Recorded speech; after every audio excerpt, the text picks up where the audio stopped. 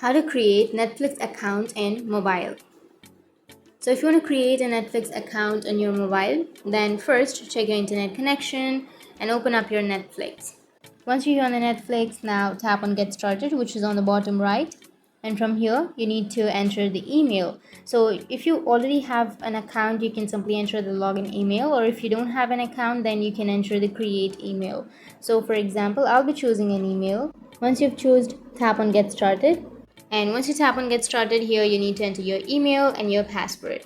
So enter your email and then enter your password. Make sure to enter a strong password and tap on Create Account. Once you tap on Create Account, now you just need to go for the mail. So tap on Check Email instead, or you can also go with your email. Open up your email and you may receive a mail from Netflix.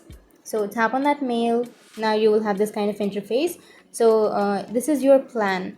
So your account has already been created. Now to get a plan, you just need to tap on continue and you'll be able to view unlimited entertainment. You can cancel anytime and you will have recommendations. So tap on continue to get your plan and start using Netflix. So that's how you can create your account, and if you have any questions, feel free to comment below. Thanks for watching.